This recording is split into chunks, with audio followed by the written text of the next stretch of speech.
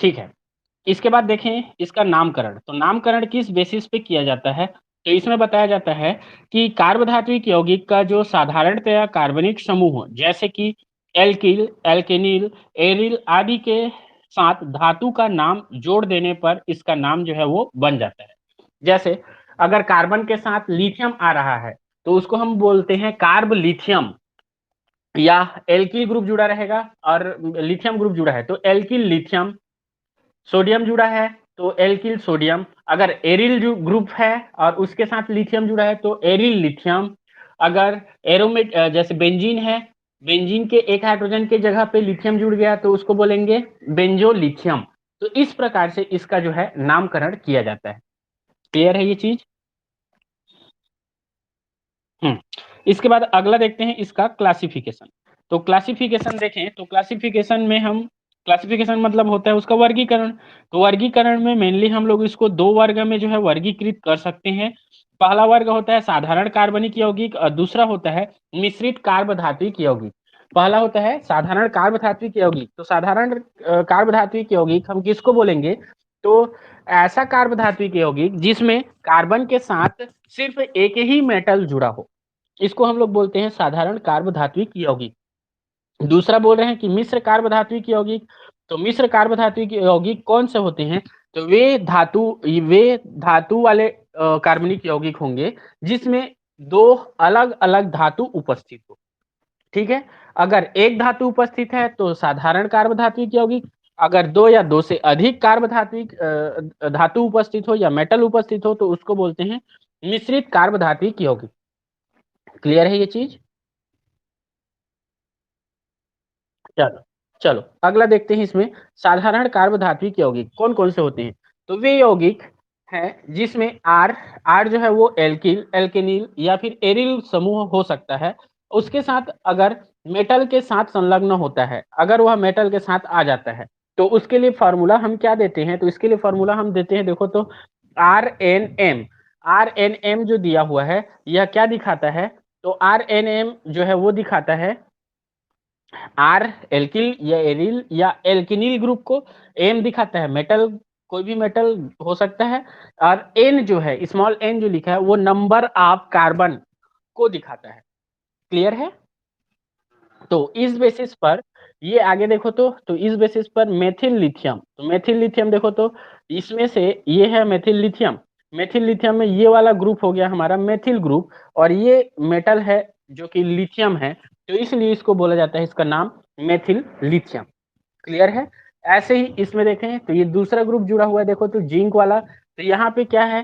तो ये सिर्फ एक ग्रुप होता है एल्किल ग्रुप, ये दूसरा ग्रुप एल्किल ग्रुप, तो दो एल्किल ग्रुप हो गए, ये सॉरी एथिल ग्रुप हो गए, तो इसलिए इसका नाम हो जाएगा डाई एथिल। और देखो तो जिंक उपस्थित है मेटल के रूप में, इसलिए इसको बोलते हैं डाई एथिल जिंक के नाम से इसको जाना जाएगा। क्लियर है ये चीज? हाँ जी बोलो। हाँ, किसका? जिंक का? जेड एन जिंक का ना? 2+ में देखो इसके वैलेंसी, जिंक जो है वो डी ऑर्बिटल में आता है। डी ऑर्बिटल सुने हो? उसको बोलते हैं ट्रांजिशन मेटल कॉम्प्लेक्सेस बोलते, सॉरी ट्रांजिशन मेटल्स बोलते हैं। तो ये क्या होते हैं? तो ये परिवर्ती ऑक्सीडेशन स्टेट शो करते हैं, सुने होंगे परिवर्ती ऑक्सीकरण अवस्था। ये +2 से लेकर के +6 7 तक ये ऑक्सीडेशन स्टेट शो करते हैं। ठीक है, तो यहाँ पे फिलहाल देखें जिंक के साथ जितना वैलेंस रहेगा, मतलब जितना बॉन्ड बनाए रहेगा जिंक, उसकी ऑक्सीडेशन स्टेट उसी बेसिस पे हम लोग देखेंगे। तो देखो यहाँ पे जिंक जो है 2 बॉन्ड बनाया है, इसलिए हम बोलेंगे कि यहाँ पे जिंक जो है वह 2+ ऑक्सीडेशन स्टेट शो करता है। क्लियर है? हाँ, लेकिन ये है कि हर जगह नहीं होता, हर जगह नहीं होता। कॉम्प्लेक्स में देखे होगे तुम लोग, याद आ रहा होगा तो, कि यह 6 साइनाइड से भी जुड़ा रहता है। जैसे ये एक एग्जांपल जैसे बता देता हूँ, Zn, उसके बाद लिखते हो Cn, और इसका 6, ये N है ना, H जैसा दिख रहा है वो N है।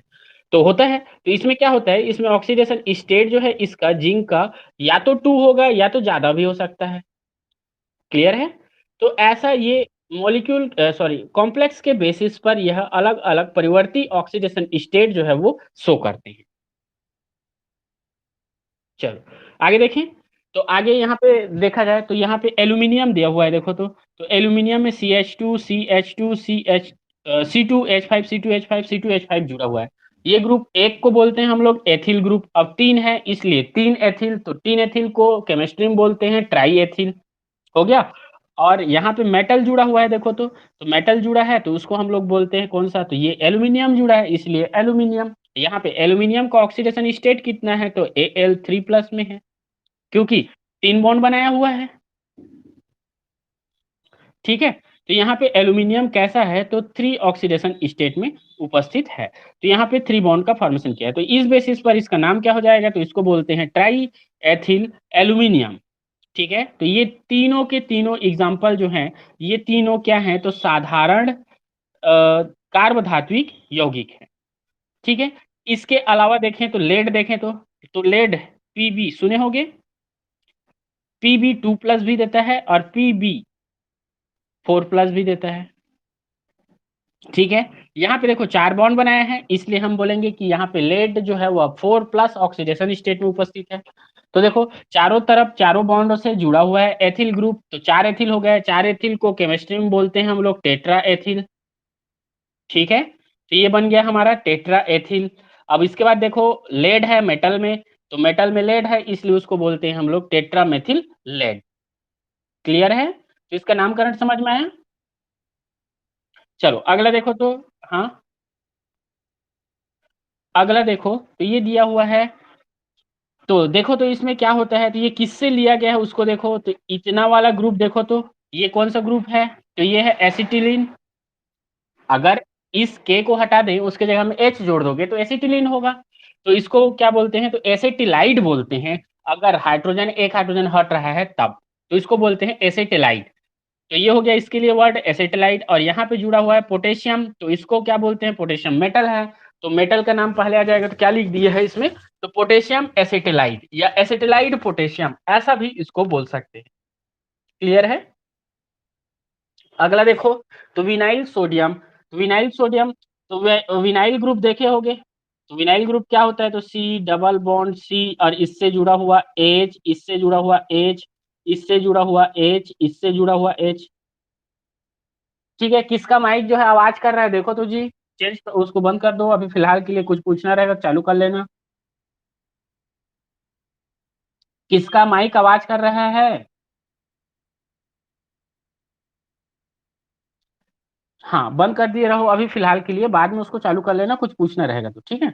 हाँ, इसको देखो तो ये ग्रुप कहलाता है हमारा क्या? विनाइल ग्रुप या वाइनिल ग्रुप या ओलेफिन ग्रुप के नाम से इसको जाना जाता है। तो यहाँ पे क्या हुआ है?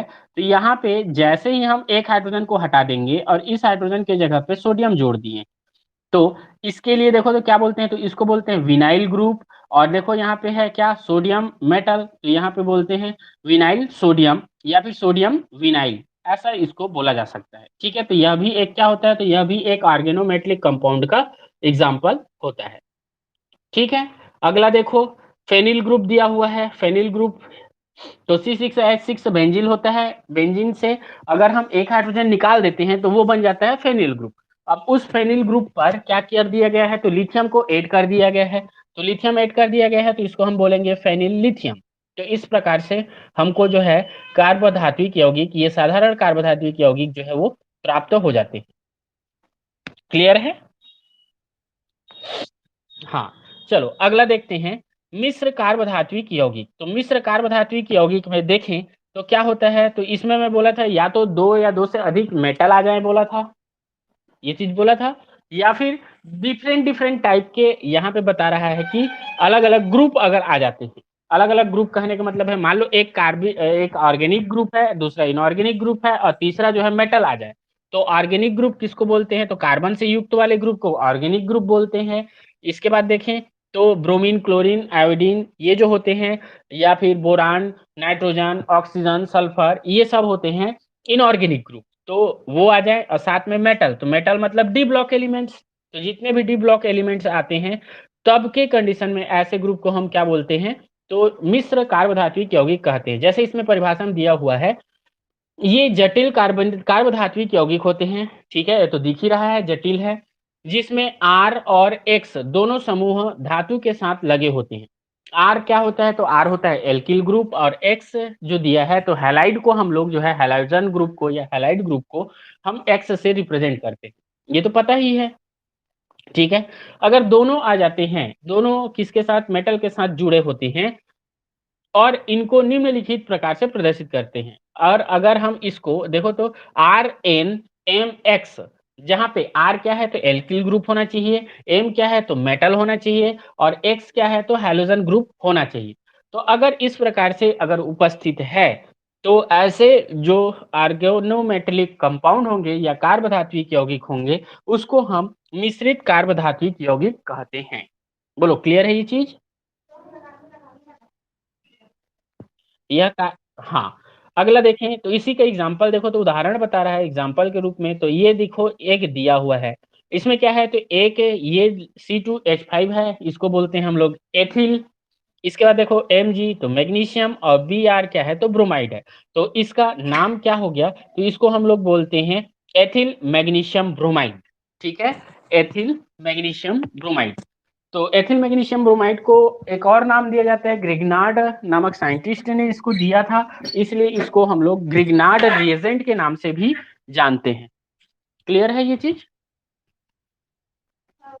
ठीक है, तो ये होता है एल्किल मैग्नीशियम ब्रोमाइड, इसको ग्रिग्नार्ड रिएजेंट के नाम से भी जानते हैं। अब यहाँ पे अगर एल्किल ग्रुप जो एथिल ग्रुप जो था, उसके जगह पे आ जाए फेनिल ग्रुप, ठीक है, तो फेनिल ग्रुप अगर आ जाता है, तो फेनिल ग्रुप आता है, तो उसको हम लोग क्या बोल देंगे, तो देखो तो यहाँ पे फेनिल आ गया है, मैग्नीशियम की जगह पे मरकरी आ गया है, और ब्रोमीन की जगह पे क्लोराइड आ गया है, तो क्या बोलोगे इसको नाम, तो इसको बोले जाएगा फेनिल है, इसलिए फेनिल, मरकरी है, मरकरी, इसलिए उसको मरक्यूरी मर्क्यूरिक, और क्लोराइड है ब्रोमीन की जगह में, तो क्लोराइड, तो ये हो जाएगा फेनिल मरकरी क्लोराइड। यह भी एक प्रकार का क्या होता है, तो मिश्र कार्बधात्विक यौगिक होता है।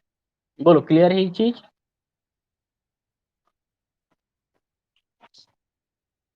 ठीक है, अगला देखें, अगला दिया हुआ है, देखो तो एथिल के जगह पे दिया हुआ है मेथिल ग्रुप, और मरकरी और मैग्नीशियम के जगह पे दिया हुआ है स्टेनस ग्रुप, SN3 जिसको बोलते हो, स्टेनस, ठीक है।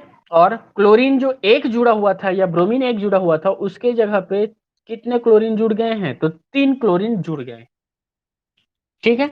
तो इसका नाम क्या हो जाएगा, तो इसको क्या बोल सकते हो, मेथिल टीन ट्राइक्लोराइड बोल सकते हो, मेथिल मेथिल स्टेनस ट्राइक्लोराइड, या मेथिल टीन ट्राइक्लोराइड, या फिर मेथिल टीन क्लोराइड भी बोल सकते हैं इसको। क्लियर है? ठीक है, हाँ, कोना वाला नहीं दिख रहा है?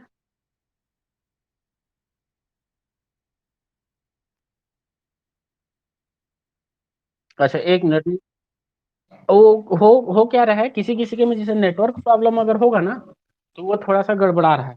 एक बार एक काम करना, जैसे अगर मान लो नहीं दिखता रहेगा ना, तो एक बार तुरंत रिमूव हो जाना, फिर ज्वाइन कर लेना, तो उसमें आ जाएगा। ठीक है, एक बार तुरंत इंड कर लेना, इंड करके ज्वाइन कर लेना, तो वो फिर नेट प्रॉब्लम जो है वो सॉल्व हो जाता है थोड़ा बहुत। ठीक है, तो ये हो गया हमारा क्या, तो मेथिल टीन क्लोराइड, या फिर मेथिल टीन ट्राइक्लोराइड, या फिर मेथिल स्टेनस ट्राइक्लोराइड, या मेथिल स्टेनस क्लोराइड, इन चारों नाम से इसको जाना जाता है। यह भी क्या होता है, तो यह भी होता है हमारा मिश्र कार्बधात्विक यौगिक। क्लियर है ये चीज? हाँ, अब देखो इसमें सॉल्व हुआ तुम्हारा प्रॉब्लम। हाँ, वैसे करना, अगर नेटवर्क प्रॉब्लम आता है तो वैसे कर लेना, है ना। चलो, अगला देखो, तो यहाँ पे अगला इसमें बोलता है, यह अवश्य ध्यान रखें कि जिस कार्बनिक यौगिक में धातु परमाणु सीधा कार्बन के साथ नहीं लगा हुआ है, तो वह कार्बधात्विक यौगिक नहीं है। देखो, कार्बधात्विक यौगिक में परिभाषा में हम लोग पढ़े थे कि अगर कार्बन के साथ अगर कोई मेटल डायरेक्ट अगर जुड़ा हुआ है, तभी वह कार्बधात्विक यौगिक है, अन्यथा की स्थिति में उसको कार्बधात्विक यौगिक नहीं बोलेंगे। जैसे कि यहाँ पे एग्जांपल दिया हुआ है, देखो तो ये दिया हुआ है, देखो सी के साथ पहले O जुड़ा है, फिर सोडियम जुड़ा है, सी के साथ देखो सोडियम ऑक्सीजन जुड़ा है डायरेक्ट में, तो डायरेक्ट में ऑक्सीजन जुड़ा है, इसलिए यह जो राउंड किया हूँ यह सोडियम एथॉक्साइड कहलाएगा, कोई मेटल नहीं कहलाएगा।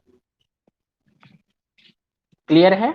मतलब कार्बोधात्विक यौगिक के नाम से नहीं जानेंगे, ठीक है? मतलब यह कार्बोधात्विक यौगिक नहीं हो। क्यों ऐसा बोला गया? कार्बोधात्विक यौगिक है करके क्यों नहीं बोला गया? क्योंकि इसके लिए इसेंशियल होता है कार्बोधात्विक यौगिक के लिए कि मेटल जो है यहाँ पे जैसे सोडियम है वह डायरेक्ट अगर इस कार्बन से जुड़ा रहता तो इसको हम लोग बोलते क्या? तो कार्बोधात्विक यौगिक बोला जाता, लेकिन इस कंडीशन में कार्बोधात्विक यौगिक नहीं बोला जाएगा। समझ में आया ये चीज?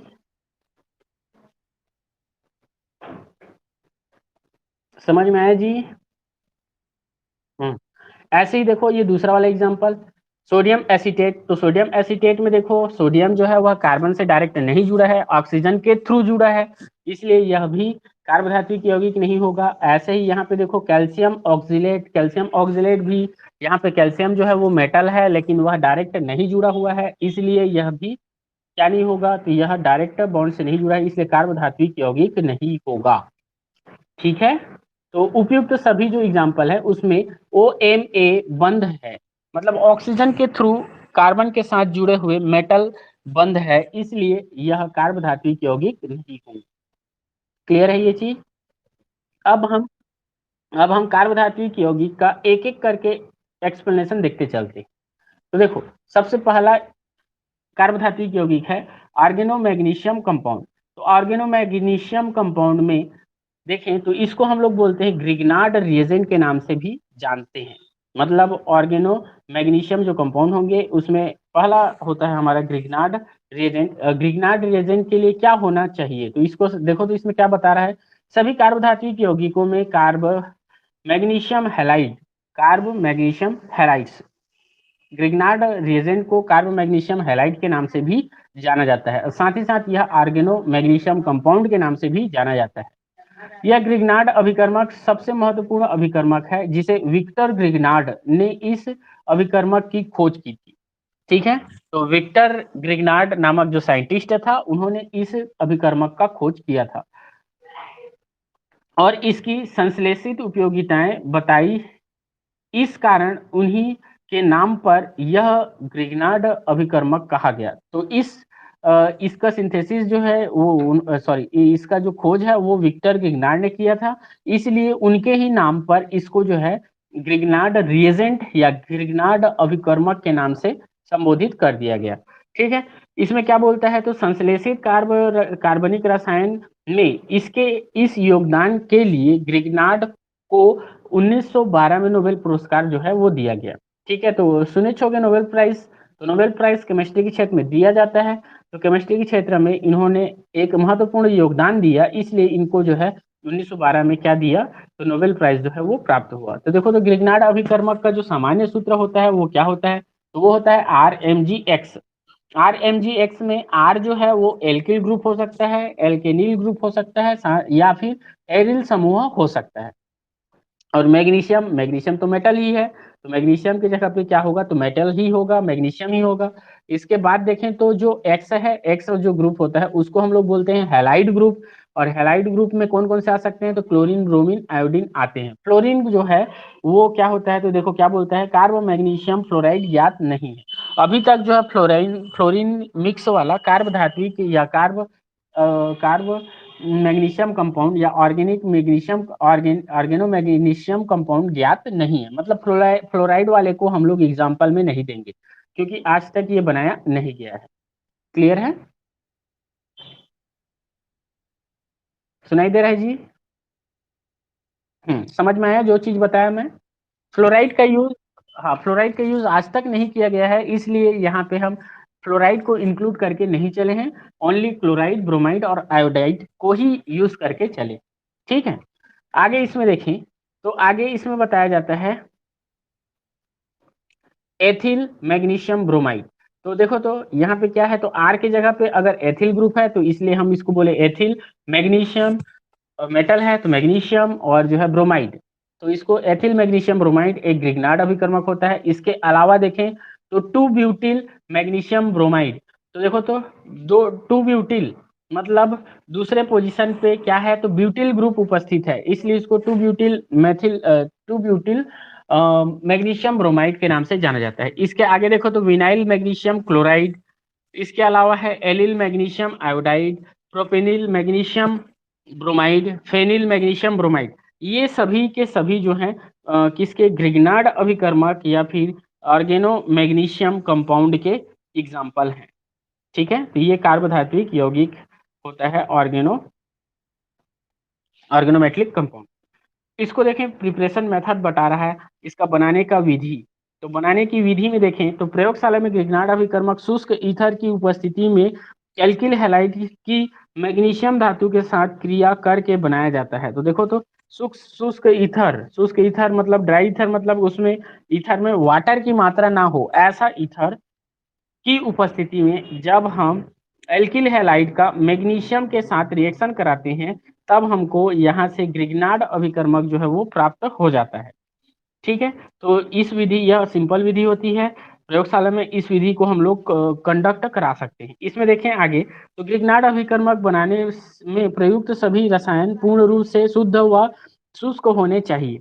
तो देखो, ग्रिग्नार्ड अभिकर्मक में अगर बनाना चाहेंगे तो उसके लिए जितने भी अभिकर्मक होंगे वो हमको शुष्क लेना है, ड्राई अवस्था में लेना है, मतलब मॉइस्चराइज रूप से नहीं लेना है, मतलब वाटर के ट्रेस भी उसमें नहीं होने चाहिए, या फिर क्या होने चाहिए, शुद्ध अवस्था में होने चाहिए। क्योंकि नमी की अल्प मात्रा मैग्नीशियम धातु पर ऑक्साइड की परत बना देती है। देखो, क्योंकि जैसे नमी की थोड़ी सी भी मात्रा अगर आ जाती है तो मैग्नीशियम धातु जो है वो मैग्नीशियम ऑक्साइड में चेंज हो जाता है, इसलिए, और क्रिया आरंभ नहीं होती है, और यह अभिक्रिया जो है वह नहीं हो पाती। अतः अशुद्धियां भी ग्रिग्नार्ड अभिकर्मक के साथ अभिक्रिया कर लेती हैं। मतलब क्या होता है, तो जो अशुद्धि होती है वो ग्रिग्नार्ड अभिकर्मक के साथ जो है अभिक्रिया कर सकती है, इसलिए हम लोग को शुद्ध शुद्ध अवस्था वाला ही मैग्नीशियम लेना है, ईथर लेना है, साथ ही साथ ईथर एल्किल हैलाइड जो है वो क्या होना चाहिए, शुद्ध अवस्था वाला होना चाहिए। तो इसमें देखें तो मैग्नीशियम के बारे में बताता है, मैग्नीशियम चूर्ण को पहले ईथर के साथ धोया जाता है। ठीक है, पहले क्या किए, मैग्नीशियम लिए, उसको ईथर में धो लिए, जिससे चिकनाई दूर हो जाती है, जो उसके ऑक्साइड परत होंगे वो क्या हो जाती हैं, दूर हो जाती हैं। फिर ऑक्साइड फिल्म को दूर करने के लिए उसको तनु हाइड्रोक्लोरिक अम्ल में धोते हैं। अब देखो, मान लो मैग्नीशियम जो है वह मेटल होता है, तो मेटल होता है तो वो मॉइस्चर से में उपस्थित जो नमी होगी उसके साथ रिएक्ट करके ऑक्साइड का परत बना लिया रहता है। उस परत को जो है अब HCl तनु, देखो तो तनु मतलब कॉन्सेंट्रेट HCl के साथ जो है उसको धो देते हैं, और अंत में उसे वायु भट्ठी में रख कर 100 अंश सेंटीग्रेड पर सुखा देते हैं। और उसको क्या करते हैं, तो ब्लोअर देखे हो, जिसमें क्या करते हो, बाल सुखाने का काम आता है, या फिर मोबाइल का जब लेमिनेशन करवाने जाते हैं तो ब्लोअर से उसको हवा दिया जाता है। तो ऐसे ही भट्ठी होती है, जिसका भट्ठी का टेम्परेचर हम लोग सेट कर लेते हैं, वायु भट्ठी जिसको बोला जाता है, 100 अंश सेंटीग्रेड पर, और उस पर जो है उसको सुखा लेते हैं। ठीक है, उसके बाद जो है हम इसका यूज करेंगे मैग्नीशियम का। बोलो, ये चीज क्लियर है।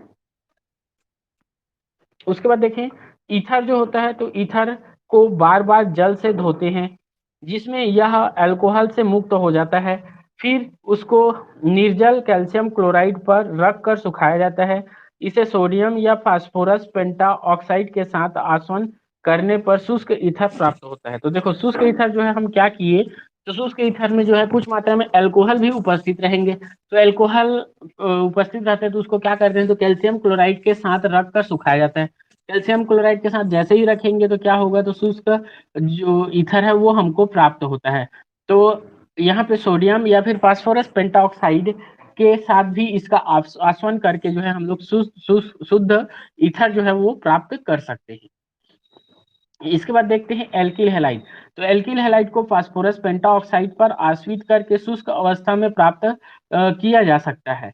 ठीक है, तो शुष्क अवस्था में इसको भी प्राप्त कर लेते हैं। अब उसको जो है हम लोग इस प्रकार का जो हमारा सेटिंग होता है, एपरेटस होता है, इस एपरेटस में जो है हम इसको डाल देते हैं। तो देखो, तो ये जो एपरेटस है, इस एपरेटस में ये ऐसा ग्रिग्नार्ड एपरेटस या बनाने का एपरेटस बोला जाता है। इसमें क्या होता है, तो ऊपर जो देखो की टाइप का दिख रहा है, उसमें जो है सोडियम कैल्शियम क्लोराइड रखा जाता है, गॉड ट्यूब जिसको बोला जाता है, उस पर जो है फिर परिवर्ती जल संरंध्र के द्वारा जो है इस प्रकार के इसमें सेटिंग किया जाता है। उसके बाद क्या है, तो ये वाला जो है राउंड बॉटम फ्लास्क होता है।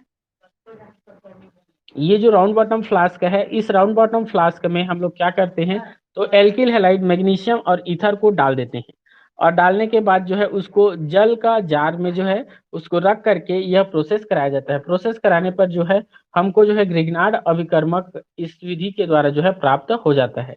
तो देखें इसमें क्रियाविधि क्या होती है, तो इसमें क्रियाविधि में ये बताया जाता है कि क्रियाविधि ये है हमारी। तो मैकेनिज्म इसमें क्या हुआ, तो देखो तो दो मॉलिक्यूल्स आप एल्किल हैलाइड है उसको जब हम मैग्नीशियम के साथ रिएक्शन कराते हैं तो वहां से एल्किल ग्रुप जो है वो बाहर निकल जाता है, और यहाँ पे हमको मैग्नीशियम डाई हैलाइड प्राप्त हो जाता है। अब क्या करते हैं, तो मैग्नीशियम डाई हैलाइड है उसका जब हम मैग्नीशियम के साथ फिर से रिएक्शन कराते हैं तब वहां से हमको क्या मिलता है, तो टू मैग्नीशियम हैलाइड प्राप्त हो गया। अब ये जो टू मैग्नीशियम हैलाइड है, इस टू मैग्नीशियम हैलाइड का ये मैग्नीशियम हैलाइड का रेडिकल प्राप्त हुआ है। देखिए इसमें डॉट दिख रहा है, तो ये रेडिकल प्राप्त हुआ है। इस रेडिकल का क्या करते हैं, तो जब इसका एल्किल हैलाइड के साथ रिएक्शन करा देते हैं तो एल्किल हैलाइड के साथ रिएक्शन कराने पर आर रेडिकल मिल जाता है और Mg(X2) जो है हमको यहाँ से प्राप्त हो जाता है। देन आर Mg(X2) का जब हम क्या करते हैं, ये प्राप्त हो गया। अब इसके बेसिस पर जो एल्किल रेडिकल हमको प्राप्त हुआ है और मैग्नीशियम हैलाइड का जो रेडिकल प्राप्त हुआ है, इसका जब हम आपस में रिएक्शन करा देते हैं तो यहाँ से हमको क्या मिल जाता है, तो यहाँ से हमको एल्किल मैग्नीशियम हैलाइड जो है वो प्राप्त हो जाता है। तो इस विधि के द्वारा जो है हम लोग क्या करते हैं, तो इस विधि के द्वारा जो है हम लोग ग्रिग्नार्ड अभिकर्मक का फॉर्मेशन करते हैं। क्लियर है? हाँ, तो ये इस विधि के द्वारा जो है हम लोग इसका ग्रिग्नार्ड रिएजेंट का फॉर्मेशन कर लिए। अब उसी में देखें तो ग्रिग्नार्ड रिएजेंट अगर हम आयोडीन वाला प्राप्त करें तो क्रियाविधि आयोडीन क्रिस्टल की क्रिया आरंभ करने के प्रभाव की व्याख्या करती है। तो मतलब ये जो अभिक्रिया है वो किसके लिए दिया गया था, तो आयोडीन एक्स के जगह पे हम लोग जब आयोडीन लेते हैं तो उसके लिए यह दिया गया है। ठीक है, तो इस विधि से जो है हम लोग ग्रिग्नार्ड अभिकर्मक बना सकते हैं। ठीक है, अब देखते हैं ग्रिग्नार्ड अभिकर्मक की संरचना। ग्रिग्नार्ड अभिकर्मक की संरचना देखें तो उसको अलग अलग साइंटिस्ट ने अलग अलग रिएक्शन कराया और रिएक्शन कराने के बाद जो है उसकी संरचना के बारे में उन्होंने बताया। तो इसमें देखो तो पहला साइंटिस्ट है जेलीबोइंस। जेलीबोइंस के अनुसार ग्रिग्नार्ड एक शिथिल जटिल शिथिल आणविक जटिल या फिर मॉलिक्यूलर कॉम्प्लेक्स होता है।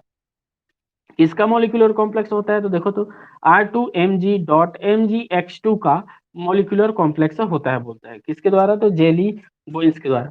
सेवेक क्या कहता है, तो सेवेक के अनुसार एथिलीन विलियन में निम्न साम्य स्थापित होता है। तो एथिलीन में यह साम्य अवस्था में उपस्थित होता है, कौन सा, तो ये ग्रिग्नार्ड अभिकर्मक। तो यहाँ पे देखो ग्रिग्नार्ड अभिकर्मक R2Mg(X2) जो है वह R2Mg+Mg(X2) के रूप में जो है एथिलीन के सॉल्यूशन में विलियन का की अवस्था में रहता है, ऐसा इनके द्वारा बताया गया। इसके अलावा देखें इसके अलावा देखें तो उबे लोहेडे 1955 के अनुसार ग्रिग्नार्ड अभिकर्मक पहले डाइमर बनाता है जो ईथर में निम्न साम्य अवस्था में उपस्थित रहता है। तो यहाँ पे देखो तो उबेलोहडे नामक साइंटिस्ट थे, उन्होंने बताया कि जो ग्रिग्नार्ड अभिकर्मक है वह क्या बनाता है, तो वह जो है डाइमर बनाता है और उस डाइमर के बेसिस पे ही ये क्या होते हैं, तो उपस्थित रहते हैं सॉल्यूशन में उपस्थित ईथर में उपस्थित रहते हैं, ऐसा इन्होंने बताया।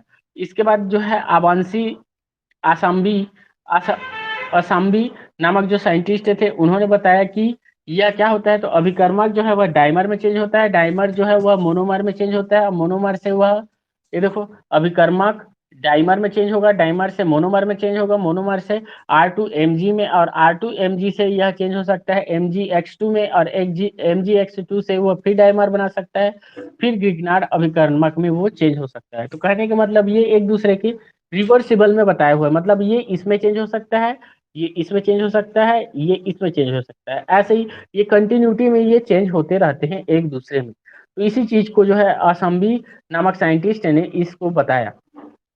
क्लियर ही? हाँ हाँ, डाइमर और मोनोमर सुने होगे, पॉलीमराइजेशन सुने हो? हाँ, पॉलीमराइजेशन में सुने होगे, पॉलीथीन सुने हो? पॉलीथीन सुने हो नहीं जी?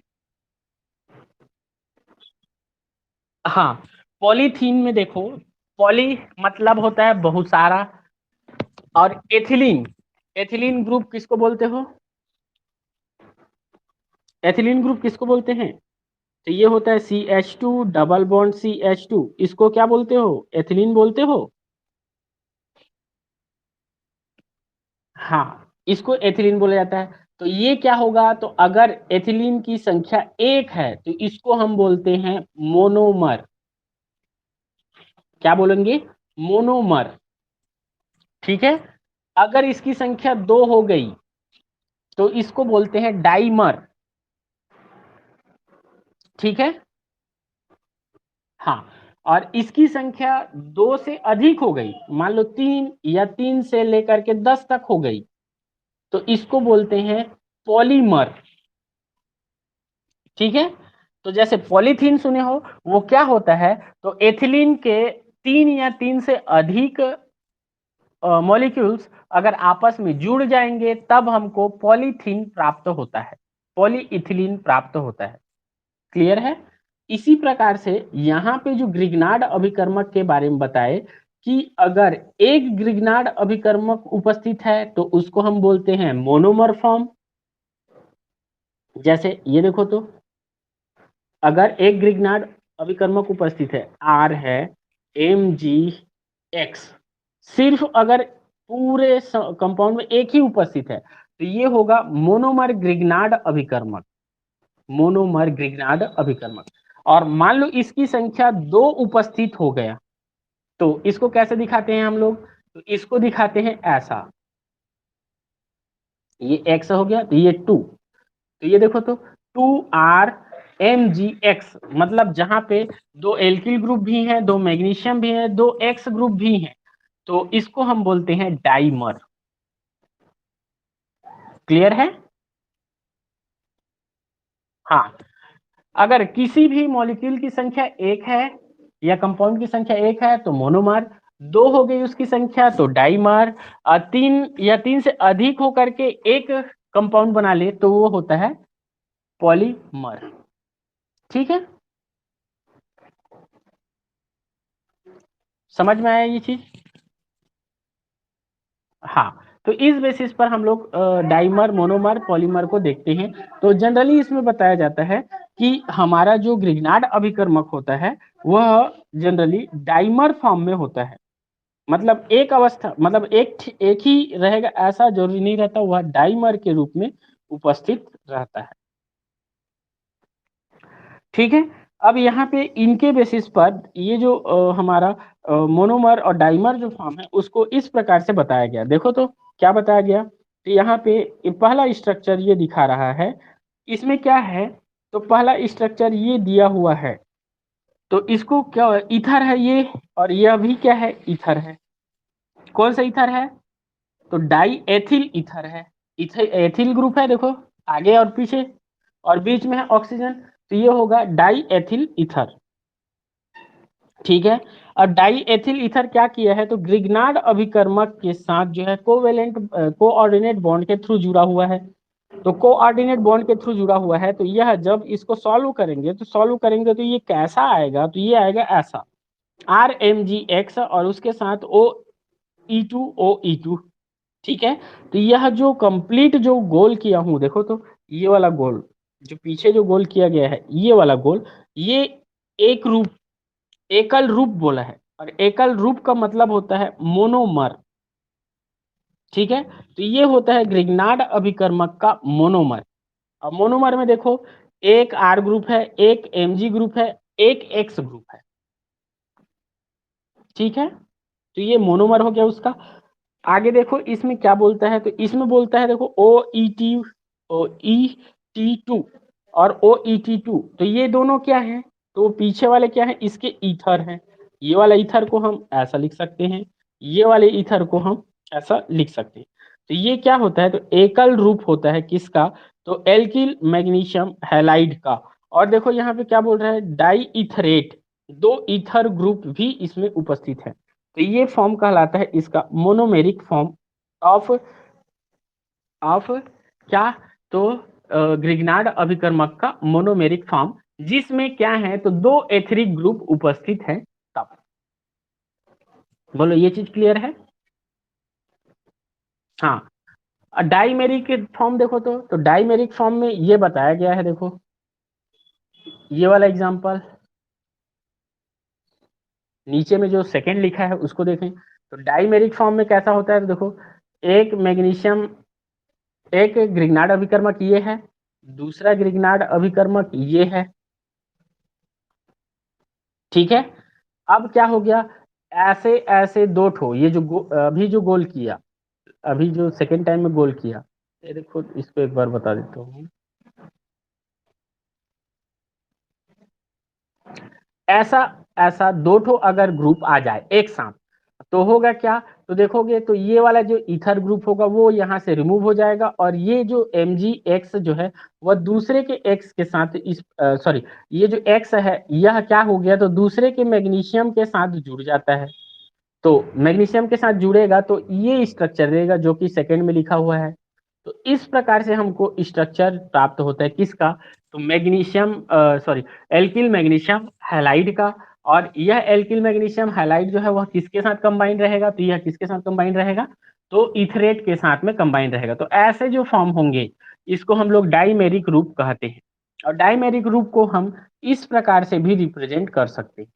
तो इसीलिए बताया गया कि ईथर के साथ अगर मैग्नीशियम एल्किल मैग्नीशियम ब्रोमाइड अगर उपस्थित है तो वह डाइमेरिक फॉर्म में इस प्रकार से उपस्थित रहेगा। क्लियर है। हाँ बोलो। इसमें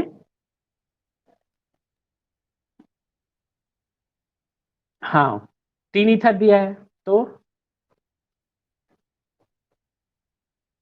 कितना होना चाहिए।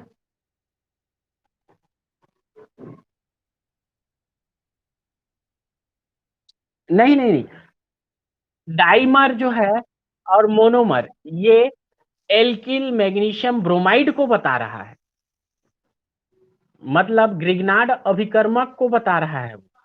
देखो इसमें, इसमें एक ग्रिग्नार्ड अभिकर्मक है, किसमें, इसमें, इसलिए इसको एकल अभिकर्मक बोला, ठीक है। लेकिन यहाँ पे दो एल्किल मैग्नीशियम ब्रोमाइड है, ये देखो तो पहला वाला ये हो गया और दूसरा वाला ये हो गया, इसलिए यहाँ पे डाइमेरिक रूप लिखा है। समझ में आया जी। हाँ, अब देखो, अब होगा क्या, ऐसा ऐसा दो ठो आकर के जुड़ेगा तब ये बनेगा बोला मैं, नीचे वाला बनेगा बोला।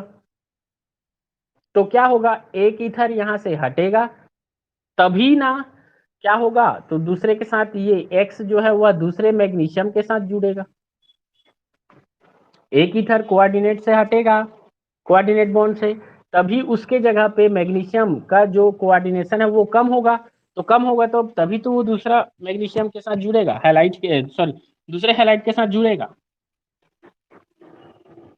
हाँ, तो इस बेसिस पर जो है हम लोग यहाँ पे इसका डाइमर का जो है हम लोग एक्सप्लेनेशन करते हैं। क्लियर है ये चीज। तो डाइमेरिक फॉर्म को हम या तो ऐसा दिखा सकते हैं या तो ऐसा दिखा सकते हैं।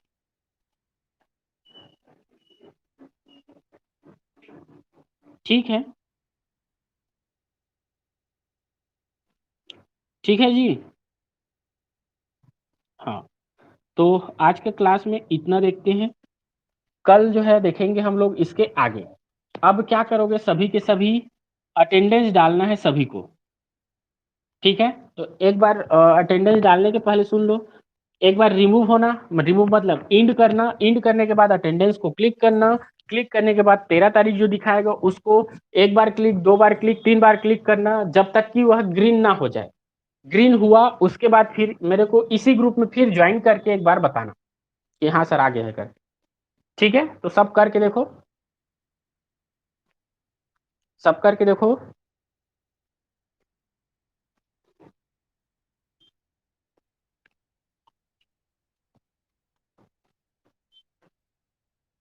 हाँ ठीक है, जिनका जिनका हो रहा है वो अब ग्रुप छोड़ सकते हैं।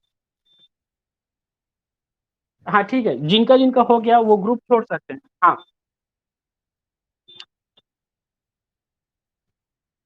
हाँ, तो एक बार और क्लिक कर दो और छोड़ दो, हो जाएगा वो फिर।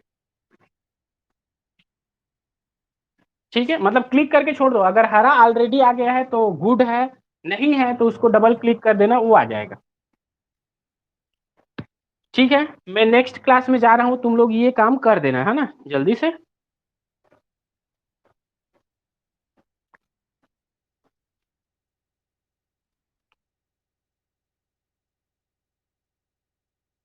हाँ ठीक है ठीक है, अब दूसरे क्लास में जा सकते हो, है ना। ज्वाइन कर लो, दूसरा क्लास चालू हो गया होगा तो। चलो ठीक है, मैं काट रहा हूँ अब, है ना, क्योंकि मेरे को दूसरा क्लास लेना है।